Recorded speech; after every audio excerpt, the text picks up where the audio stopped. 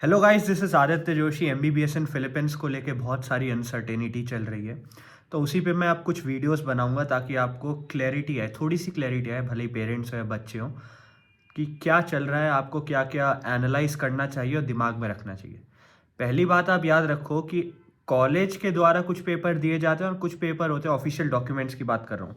कुछ होते हैं जो कॉलेज देता है और कुछ होते हैं जो चेड के द्वारा अप्रूव किए जाते हैं, क्योंकि चेड वहाँ की रेगुलेटिंग बॉडी है, जैसे इंडिया की एनएमसी है। तो आपको ये याद रखना है कि एक सर्टिफिकेट होता है सीईए, जिसको वो लोग सिया सर्टिफिकेट बोलते हैं। अब सिया सर्टिफिकेट ये कहता है कि यार, इस बच्चे ने बीएस कर लिया, now he is eligible to go into MD और अभी एमडी चालू कर सकता है। सिया सर्टिफिकेशन चेड अप्रूव करते हैं और चेड के द्वारा दी जाती है। बिना सिया सर्टिफिकेट के या बिना सिया सर्टिफिकेशन के आप एमडी ऑफिशियली चालू नहीं कर सकते हो। तो ये तो डॉक्यूमेंट हो गया जो चेड के द्वारा आता है।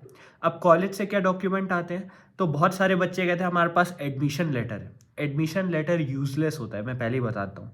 आपको एनरोलमेंट लेटर चाहिए होता है। एनरोलमेंट लेटर एक्चुअली बताता है आप कौन से बैच में इंटेक हुआ है, आपका कौन से मंथ में इंटेक हुआ है ना, आपका रोल नंबर क्या, ऑफिशियल क्या है। तो जब तक एनरोलमेंट लेटर नहीं आता जिसमें लिखा होगा कौन से सब्जेक्ट आप पढ़ोगे उस एकेडमिक ईयर में, तब तक कोई यूज़ नहीं है। तो ये दो चीज़ें हैं जो बहुत ज़रूरी होती है। तो उन बच्चों के लिए जिनका एमडी अभी चालू नहीं हुआ है, होने वाला है, बहुत सारे बच्चे मुझे कह रहे हैं कि हमें 6-6 महीने, 1-1 साल पहले का बैक डेटेड एडमिशन मिला है। अब मैं इस पे तो कमेंट नहीं करूँगा ये वैलिड होगा कि नहीं, लेकिन मैं ये ज़रूर बता देता हूँ कि अगर आपके एनरोलमेंट में कोई और डेट है और सिया सर्टिफिकेशन के लिए अप्लाई वो किसी और मंथ में कर रहे हैं, तो वैलिड नहीं होगा, क्योंकि ये इलीगल काम हो जाएगा। अब आप एक बात बताओ, अगर कोई सिया सर्टिफिकेट के लिए मार्च में अप्लाई कर रहा है और वो मई में आके आ रहा है सिया सर्टिफिकेट, और एनरोलमेंट में आप बोल दे रहे हो कि हम सितंबर इनटेक दे रहे हैं, तो ये तो 6 मंथ से ज़्यादा का गैप हो गया। चलो, अगर मार्च में भी सिया सर्टिफिकेट के लिए अप्लाई किया तो भी 6 मंथ्स हो गया। तो ये गैप जो आया, ये डिफरेंस जो आया दोनों सर्टिफिकेट्स में, इसको कैसे जस्टिफाई करोगे आप इंडियन गवर्नमेंट को? क्योंकि ऐसा तो है नहीं कि चेड और एनएमसी कभी आपस में बात ही नहीं करेंगे। दूसरी चीज़ जो आपको दिमाग में रखनी है वो ये है कि बहुत सारे कॉलेजेस में सीट्स कम होती है, बच्चे बहुत ज़्यादा एडमिशन ले लेते हैं। लेते भी क्या है, एजेंट करवाते रहते हैं, बोलते हैं सीट खाली है, सीट खाली है।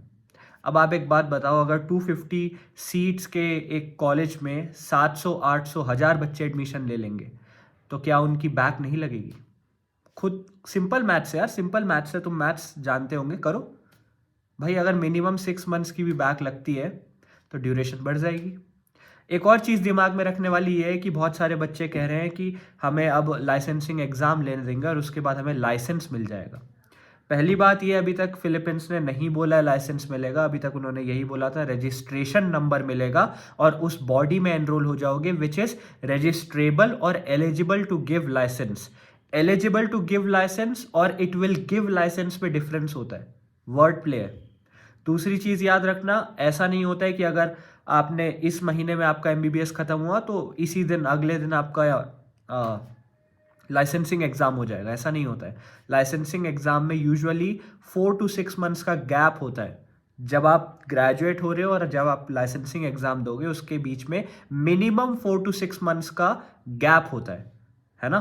क्योंकि डॉक्यूमेंट्स रिलीज होते हैं कॉलेज से, वो सब होता है, फिर वो अप्लाई करते हो, तो इतना गैप रहता है।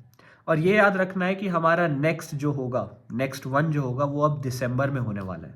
तो बहुत सारे बच्चे जो सितंबर के अराउंड ग्रेजुएट होने वाले थे, क्योंकि अगर मार्च में चालू होगा तो सितंबर में होंगे, 5.5 साल। तो आप बताओ लाइसेंसिंग एग्ज़ाम कब दोगे? Around the month of March next year. और फिर नेक्स्ट कब दोगे? उस ईयर के एंड में, दिसंबर में। तो ये कुछ चीज़ें जो आपको दिमाग में रखनी है। ये लोग, मुझे नहीं पता डिस्कस क्यों नहीं कर रहे हैं, क्या पता उनको ये आइडिया नहीं है या फिर वो ये समझना नहीं चाह रहे हैं। आप ये, मैंने कन्फ्रंट किया लोगों को इस बारे में, तो वो सब नहीं कर रहे हैं इस बारे में बातें। तो मुझे लगा मुझे इस पे एक वीडियो बनानी चाहिए और आपको बताना चाहिए यार, ये सब चीज़ें तुम्हें दिमाग में रखनी पड़ेंगी, क्योंकि एज बढ़ती जा रही है। अब ऐसा नहीं होता बहुत बच्चों का कि एक बार नीट दे के सीधा एमबीबीएस अब्रॉड कर लेते हैं। मेजॉरिटी ऑफ अस हमने ड्रॉप लिया है, तो एज ऑलरेडी ज़्यादा है हमारी। तो ये बात याद रखनी है। और ये जो 1.52 ईयर्स का बीएस चला गया है, वो चला गया, उसको तो हटा ही दो। अब काउंट होगा सब, क्योंकि भारत सरकार ने साफ बोला है बीएस इज़ यूजलेस, हमें सिर्फ एमडी से मतलब है। एक और चीज़ बोली थी कि जो डिश आप खुद बनाते हो पहले खुद चखो, फिर गेस्ट को खिलाओ। इसका मतलब अगर आपके पास लाइसेंस नहीं है फॉरेन कंट्री का तो इंडिया में लाइसेंस नहीं मिलेगा। ये बॉटम लाइन है। बहुत सारे बच्चे बोल रहे थे कोर्ट केस का क्या होगा, है ना? तो कोर्ट केस का मैं एक बात बताता हूँ, ये एग्जेम्पशन केस जो चल रहा है, सरकार बोलेगी ठीक है एग्जेम्पशन मिल जाएगा लेकिन आपको एमडी में होना चाहिए, क्योंकि कॉमन सेंस है।